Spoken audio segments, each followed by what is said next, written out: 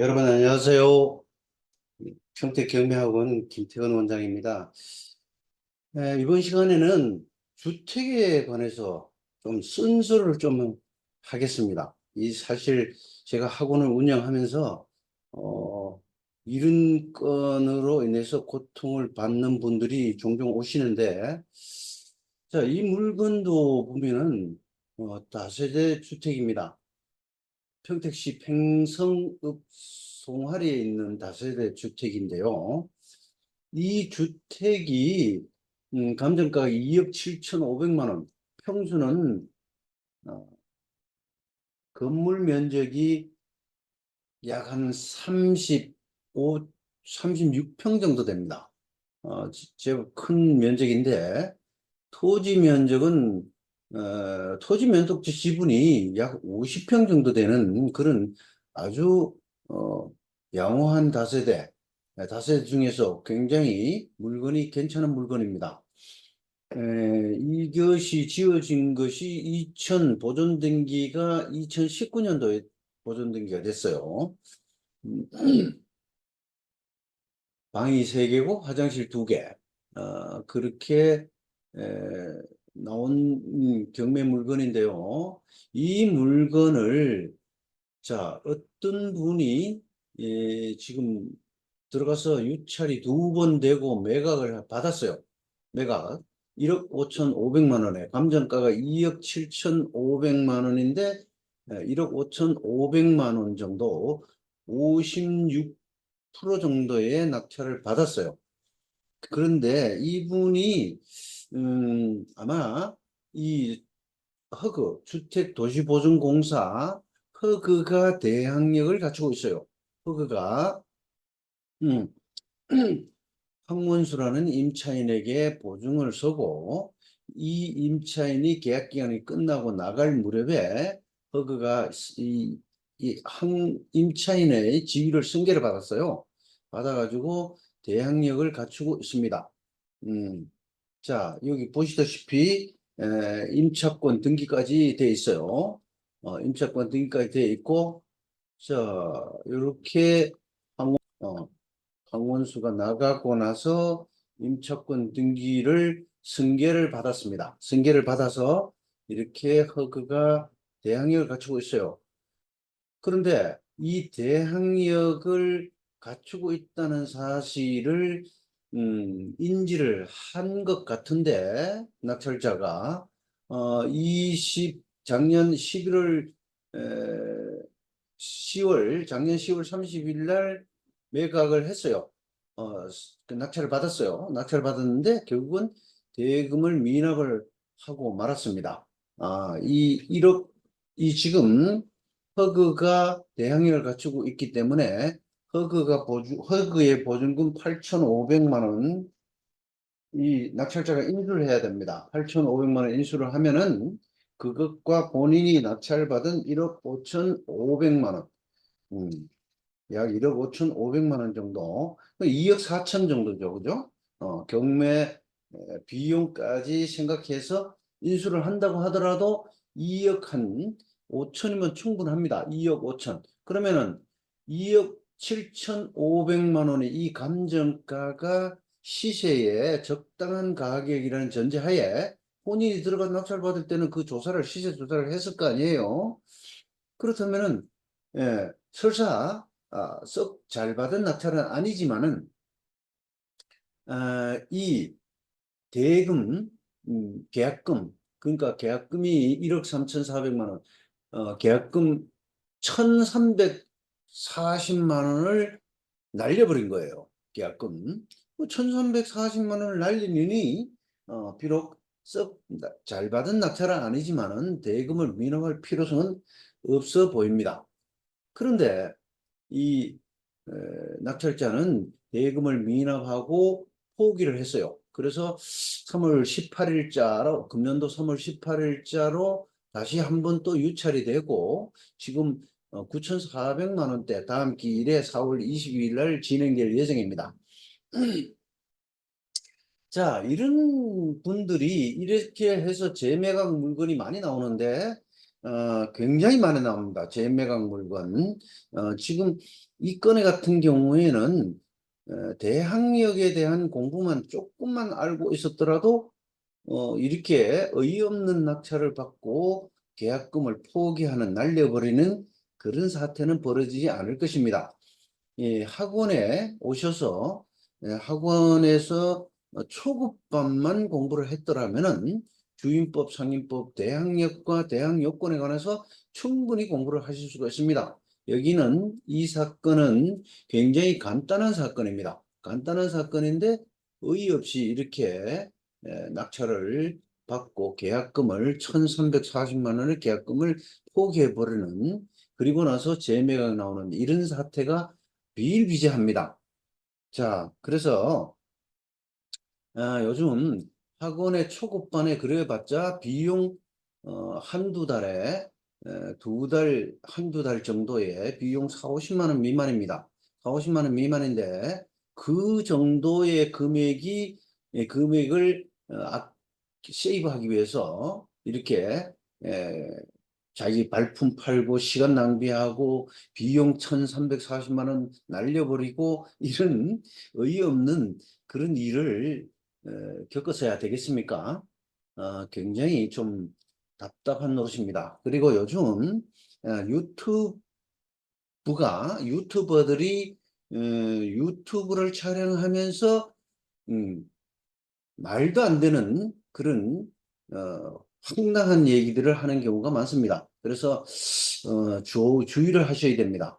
유튜브를 가지고 경매를 한다는 것은, 유튜브를 듣고 경매를 하는 것은 경매 참여의 동기부여는 될 수 있을런정 결코 고수로 이르기 위한, 고수에 이르기 위한 고수가 되기 위한 경매 공부는 결코 될 수가 없다는 사실을 제가 명쾌하게 말씀을 드립니다. 그런데도 불구하고 유튜버들은, 요즘 정신 나간 유튜버들, 이상한 소리를 함부로 하는 사람들이 꽤 많습니다.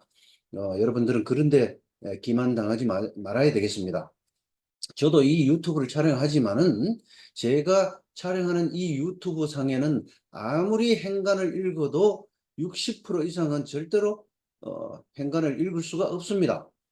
그 정도로 어쩔 수 없습니다. 유튜브는 두 가지 목적이 있습니다.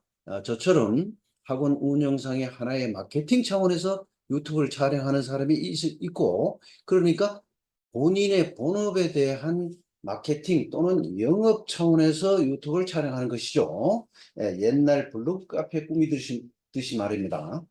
그러나 한편 그런 사람이 있고, 또 한 부류는 뭐가 있냐면은 유튜브를 촬영해서 광고 수익을 얻기 위한 목적으로 유튜브를 촬영하는 경우가 있습니다.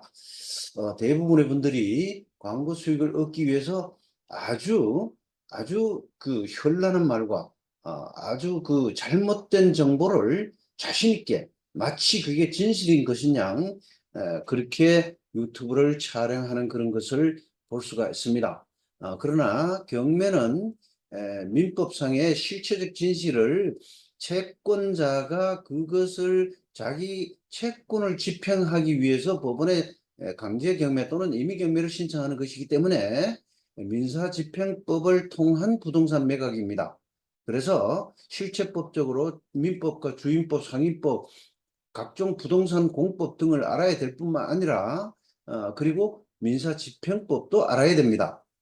법원이 관여하는 경매이잖아요. 경매는 법원이 관여를 하기 때문에, 법원은 일종의 민사집행을 통한 부동산 매매는 결정 절차를 거칩니다. 결정 절차라는 것은 일종의 재판입니다. 재판을 내용에 의해 분류했을 때는 판결, 결정, 명령이라는 것이 있는데 그 중에 결정에 해당하는 것입니다. 그래서 항고 절차를 거치고 이의 또는 즉시 항고 절차를 거치도록 제도적으로 시스템을 마련하고 있는 것입니다. 그런데도 불구하고 함부로 유료 학원에 나가는 것은 절대 다닐 필요가 없다는 등의 그런 정신 나간 사기성에 가까운 그런 말들을 함부로 쏟아내는 사람들은 주의를 하셔야 되고요. 그런 유튜브를 보고 이 건과 같이 이런 낙찰을 함부로 잘못 받아버리면은 한 번에 수천만 원이 날아가 버리는, 계약금으로 날아가 버리는 어이없는 일이 벌어집니다. 학원에 등록해서 한두 달만 다녀도 이런 대학력과 대학요건에 관련된 이런 어이없는 실수는 하지 않을 것입니다. 자, 지금 제가 오늘 좀 상당히 조금 격앙되고 또 쓴소리를 좀 했는데, 매우 지금 현재 매우 잘못된 유튜버들이 많아서 경매에는 이렇게 잘못 낙찰을 받고 계약금을 날려버리는 그런 사람들이 상당히 많습니다. 그리고 경매라는 것은 뭐니 해도 경매는 싸게 낙찰받기 위한 것입니다. 싸게 낙찰받는다. 다시 말해서 일반 실거래가를 주고 매매를 경매를 할 것 같으면은 간단하게 매매를 하지, 일반 매매를 하지, 왜 발품을 팔아서 몇 달씩 기다려서 경매를 낙찰을 받겠습니까? 그거는 다시 말해서 경매라는 것은 결국 가장 싸게 살 수 있다는 게 메리트입니다. 뭐니 해도 싸게 낙찰을 받는다는 것이 메리트인데, 싸게 낙찰을 받는다는 것은 법적인 제한 사항이 없으면은, 또 권리 분석, 물건 분석, 수익 분석이 까다롭지 않으면요, 결코 싸게 낙찰을 받을 수가 없습니다. 요즘은 2002년도에 민사집행법이 민사소송법에서 떨어져 나오면서 굉장히 좀 절차적으로 쉽게 변화를 했습니다. 옛날에 호가경매에서 그 잘못된 것들을 시정하고, 지금은 호가경매가 아니라 바로 입찰경매로 제도 전환을 함과 동시에, 또 인도명령 신청이라는 간이한 방법으로 명도를 받을 수 있는 절차 등 여러 가지 제도적 보완을 하고 있습니다. 물론 지금 민사집행법이 과거의 민사소송법 시대보다 후퇴한 제도도 있습니다. 옛날에는 1년 내내 경매 신청이 들어오면은 경매가 끝날 때까지 경매 집행과 법원 집행과 사무실 로비에서 기록을 이해관계는 언제나 열람할 수 있었습니다. 그러나 지금은 거의 일주일 정도만, 매각기일 전 일주일 정도만 그 기록을 열람을 허용하고, 나머지는 거의 열람을 허용하지 않습니다. 그리고 또 대법원 사이트에서도 그 부분에 대해서 일주일간만 사이트에 오픈을 하고, 나머지 매각 기일이 지나가면은 바로 그냥 철거시켜버리는, 다시 오픈하지 않고 거둬들이는 그러한 방식으로 민사집행법이 개정이 바뀌었습니다. 그것은 과거의 민사소송법 시절의 민사집행에 비해서 후퇴한 것은 분명합니다. 그러나 대부분의 인도명령 신청이라든가 호가경매에서 입찰경매로 바뀌는 등의 그런 대중이, 어떤 사람이라도 쉽게 그 경매에 접근할 수 있도록 그렇게 개정된 것은 틀림없습니다. 그래서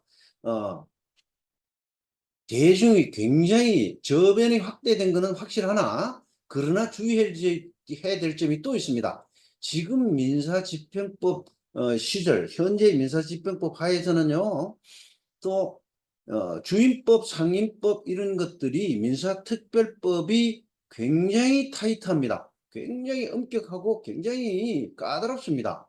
그 선순위 임차인과 같은 그런, 또 대항요건, 그리고 대항력 문제, 대항력 최우선 변제 문제라든가 이런 것들이 굉장히 까다롭습니다.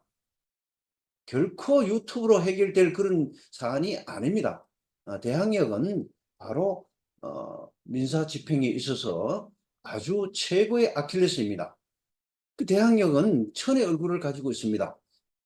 함부로 그 유튜브로 그렇게 간단하게 유료 학원에 나갈 필요 없다고 그렇게 유튜브를 광고하는 것은 매우 지식 사기에 가까울 정도의 매우 잘못된 것이다 라는 것을 제가 다시 한번 말씀을 드립니다. 지금 또 한 가지가 주임법 상임법뿐만 아니라 갈수록 경매의 권리 분석이 까다롭습니다. 까다로워지는 이 이유가 지금 이 건 평성읍 이 다세대 이 건처럼 지금 좀 전에 보신 건 것처럼 허그가 주택도시보증공사 즉 허그가 관여하는 사건이 많습니다. 아파트, 다세대, 연립 이런 주택들에는 허그가 보증을 서고 허그가 그 임차인의 지위를 승계받아서 등장하는 경우가 많습니다. 이 경우에 지금 옥션도 잘못 해석을 하고 있는 경우가 종종 있고요. 법원에서도 그 민사집행관은 본안법원이 아니다 보니까 잘못 해석을 하고 그렇게 수용하는 이 서류를 받아주는 경우도 많습니다. 물론 민사집행관은요 본안법원이 아니기 때문에 실체 관계에 대해서 성립이 된다 안 된다, 가령 유치권이 성립된다 안 된다 이런 근본적인 판단을 할 수 있는 기관이 아니에요. 그거는 본안 변론을 거쳐서 본안법원만이 결정할 수 있는 것입니다. 그런데 그렇다 보니까 지금 매우 허그에 관련된 대항력과 관련해서 해석이 제가 볼 때는 상당히 잘못된 것을 왕왕 볼 수가 있습니다. 그래서 지금 권리분석은요, 민사집행법상 권리분석은 옛날보다 훨씬 더 까다롭습니다. 옛날 민사소득법 시절의 민사집행관은 판이하게 다를 정도로 까다롭습니다. 그걸 아셔야 됩니다. 그래서 옛날에는 거의 재경매 사건이 별로 없었습니다. 기껏해야 이해관계인 채무자나 소유자 측에서 항고를 남용하는 경우는 많았습니다. 그러나 지금은 그 항고를 제기하기 위해서는 10% 보증금을 내야 될 뿐만 아니라 항고에서 승소를 하지 못하면 그 보증금은 날아가기 때문에 남항고가 어느 정도 방지가 되었습니다. 그러나 이 지금 주임법, 상임법, 그 다음에 허그에 관련된 그런 민법상 지위 승계 문제, 그 다음에 대항력 문제, 대항 요건과 관련한 최우선 변제 문제 이런 것들과 관련해서 지금 주택에 관련된 권리 분석이 굉장히 까다롭습니다. 그래서 한간에 왕왕 유튜브나 일반 학원에서 잘못된 강의를 하고 있는 것은 저는 종종 보아왔습니다. 그래서 이 건도 그런 케이스 중에 하나인데 여러분들은 이런 실수를 이 유튜브를 보시는 분들은 이와 같은 실수를 저질러서는 아니 되겠습니다.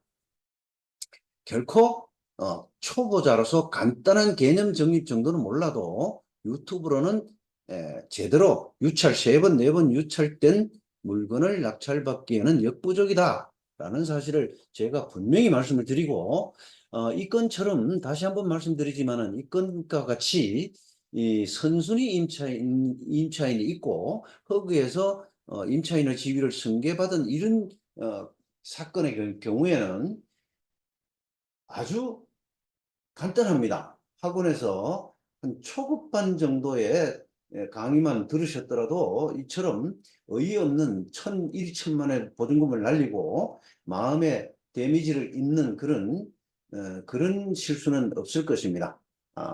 그래서 제가 요즘은 옛날보다 재매각 사건이 굉장히 늘어났습니다. 재매각 사건이 많다는 얘기는 아까 제가 말씀드렸던 주임법, 상임법 이런 것들이 굉장히 까다롭고 또 거기 까다롭다 보니까 대법원 판례 또한 좀 왔다 갔다 하는 그런 판례 경향이 많습니다. 그래서 지금 선순위 임차인에 대해서 대항력이 있다라고 판결하는 대법원 판결이 있고 또 대항력이 없다라고 하는 그 대법원 판결이 있듯이 제가 지난번에 유튜브에서 한번 설명을 드렸습니다만은 그런 어떤 대법원마저도 전원 합의체 판결로 그것을 바로잡기 전에는 지금 서로 상충되는 대항력에 관해서 상충되는 판결이 난무하고 있다라는 사실을 분명히 인식하셔야 됩니다. 그런데 유튜브로 간단하게 마치 자기 유튜브를 통해서 그 광고 수익을 얻기 위해서 그렇게 함부로 세치혈을 함부로 그 저거 하는 것은 매우 문제가 있는 것이다.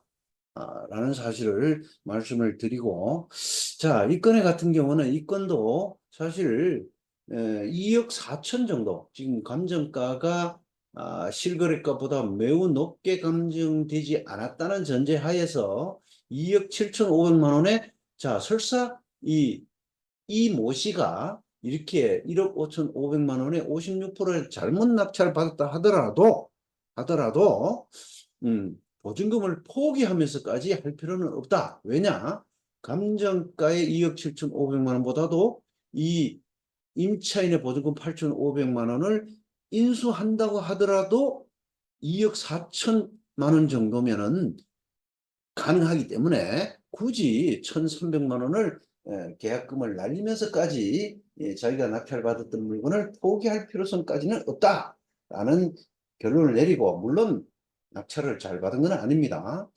지금 한 번 더 유찰이 됐는데 3월 18일 날 한 번 더 유찰이 됐고, 그 다음 기일이 4월 22일인데 4월 22일은 이 변경이 됐습니다. 기일 변경이 됐어요. 이 건물을 아마도 소유자가 놓치고 싶지 않나 봅니다. 변경이 됐고요. 기일 변경이 되고 아마도 4월, 5월 하순경에 그때는 반드시 낙찰될 것입니다. 반드시 낙찰되고 아마도 조금 더 높은 금액에 낙찰이 될 것입니다. 이 건을 가지고 제가 오늘 조금 쓴소리를 심하게 좀 했습니다. 여러분 좀 양해해 주시고요. 지금 한간에 지금 언론의 문제점도 있지만은 개인 방송, 이 유튜브의 문제점은 심각합니다. 상당히 심각합니다. 상당히 심각해서 많은 절대 다수의 그 대중이 소박한 대중들이 그렇게 잘못 와전돼 가지고 이렇게 유튜브를 보고 이렇게 경매 낙찰을 받고 어이없이 그 비싼 대금을 1, 2천만 원을 날려버리는 그런 사태가 벌어지지 않도록 주의를 해야 되겠습니다. 자, 제가 유튜브를 촬영한 지 몇 달이 안 됐는데요. 지금 이 비슷한 물건을 몇 건을 한 두세 건 정도로 촬영한 것으로 기억이 납니다. 매우 이런 건이 굉장히 자주 벌어집니다. 비일비재하게 일어나고 있습니다. 그래서 여러분들은 이 유튜브를 보시는 분들은 학원에 가까이 이제 평택 경매학원이 이제 설립이 되었기 때문에 경매학원에 오셔서 초급반만 듣는다 해도 이런 주택에서는 이런 어이없는 실수를 하지 않습니다. 절대 하지 않도록 그렇게 커리큘럼이 짜여져 있습니다. 그러니 한번 상담을 좀 하시고 또 경매를 하실 분들은 좀 더 신중하게 하셨으면 좋겠다라는 생각이 듭니다. 결코 유튜버들 그 잘못된 그 호황된 소리를 하는 유튜버들의 유튜브를 그냥 액면 그대로 받아들이지 마시기를 바랍니다. 자, 오늘은 여기서 마치겠습니다. 제가 오늘 그냥 즉흥적으로 이 물건을 보고 바로 촬영을 했는데 이와 같은 물건이 굉장히 많습니다. 굉장히 재매각 물건이 엄청 20, 30% 정도 될 정도로 많습니다. 굉장히 재매각 물건이 많은데 이 유튜브를 보시는 분들은 그와 같은 실수를 하지 않으시도록 해 주셨으면 좋겠습니다. 자, 오늘은 여기서 마치도록 하겠습니다. 여러분 긴 시간 들어주셔서 감사합니다. 구독, 좋아요 부탁드리고 또 자주 오시기 바랍니다. 여러분 감사합니다. 안녕히 계세요.